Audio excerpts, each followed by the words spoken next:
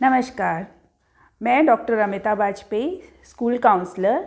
आज मैं आप लोगों से बात करूंगी एग्ज़ाम्स के समय में बच्चों में जो स्ट्रेस हो जाता है उसके बारे में।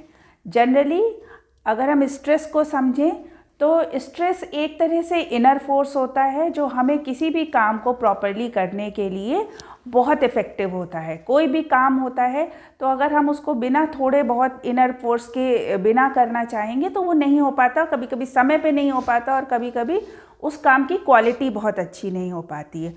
तो जितना ही ये इफ़ेक्टिव है किसी काम को अच्छे से करने के लिए, उतना ही ज़्यादा ये गलत प्रभाव डालता है अगर ये स्ट्रेस ज़रूरत से ज़्यादा हो जाता है किसी की भी लाइफ पे।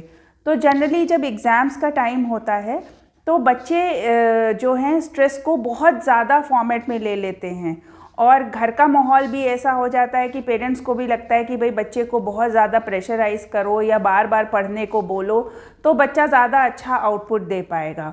पर बच्चे इसको किसी दूसरी तरह से लेते हैं और तनाव की स्थिति में उनके अंदर बहुत सारे ऐसे लक्षण हो जाते हैं जो पेरेंट्स की चिंता का कारण बन जाते हैं। जनरली जो लक्षण बच्चे इस समय दिखाते हैं जिनको बहुत ज़्यादा स्ट्रेस है और तनाव की स्थिति ऐसी है कि तनाव जो है वो नेगेटिव इम्पैक्ट बच्चों पे डाल रहा है, उस हालत में बच्चे में सबसे पहला जो सिम्टम होता है कि बच्चा अकेलापन पसंद करने लगता है, अकेले रहना पसंद करने लगता है, बातचीत करना लोगों से बंद कर देता है।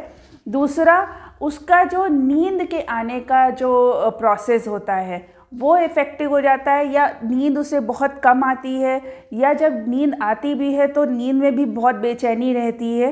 तो ये बेसिक सिम्टम आते हैं। उसकी भूख कम हो जाती है, खाना कम खाएगा या बहुत कम डोजेज़ में खाएगा, तो उसके खाने का इंटेक बहुत कम हो जाता है। तो ये सारे ही जो लक्षण हैं ये शो करते हैं कि बच्चा जो है ओवर स्ट्रेस से गुज़र रहा है। ऐसी स्थिति में हम एज अ पेरेंट उस बच्चे को बहुत अगर समझाएंगे तो भी शायद चीज़ें बहुत इफ़ेक्टिवली काम नहीं कर पाती हैं।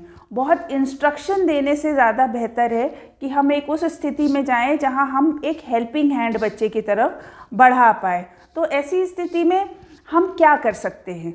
तो सबसे पहली चीज़ जो हम कर सकते हैं कि जो माहौल है घर का उसको बहुत कंड्यूसिव रखें बच्चे के लिए, क्योंकि अगर माहौल तनावपूर्ण होगा तो उस माहौल में बच्चा और तनाव का अनुभव करेगा।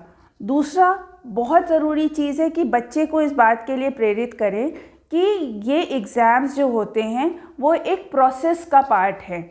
ये अपने आप में कोई अलग से एक इंसिडेंट नहीं उनके साथ हो रहा है कि आज ये एक कोई इवेंट आ गया और उन्हें उसे पार करना है।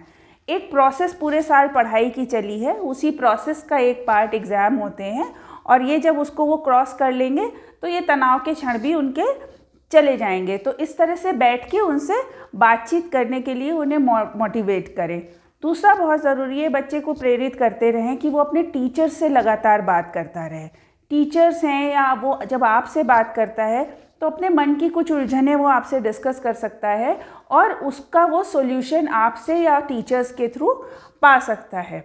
तीसरी बहुत ज़रूरी चीज़, आगे जो बहुत ज़रूरी चीज़ आप उसके साथ कर सकते हैं कि कुछ समय उसको बोलें कि अगर वो लगातार पढ़ाई कर रहा है तो उससे ज़्यादा इफ़ेक्टिव है कि वो थोड़े थोड़े ब्रेक्स ले। उन ब्रेक्स का इस्तेमाल वो कुछ ब्रीदिंग एक्सरसाइजेस करने के लिए या अपने फ्रेंड्स से थोड़ी देर बात कर लिया, जिससे वो थोड़ा रिफ़्रेश फील करता है और उसके तनाव के क्षण थोड़े से रिड्यूस होते हैं।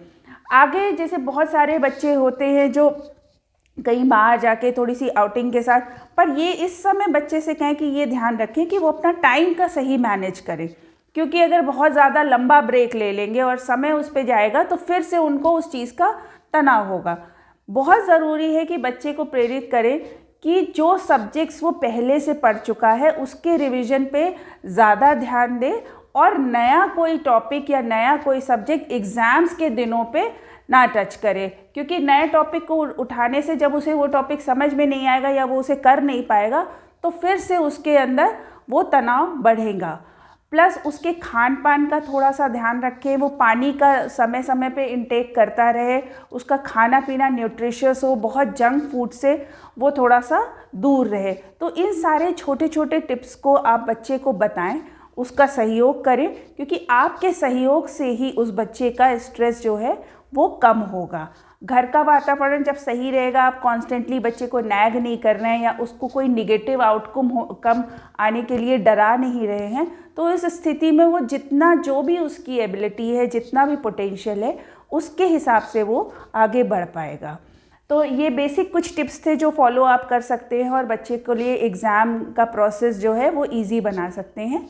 अगर आपको ये वीडियो पसंद आया हो तो प्लीज़ इसे लाइक करें, सब्सक्राइब करें और अपने सारे उन मित्रों को शेयर करें जिनके बच्चे इस एग्ज़ाम स्ट्रेस से गुज़र रहे हैं। नमस्कार।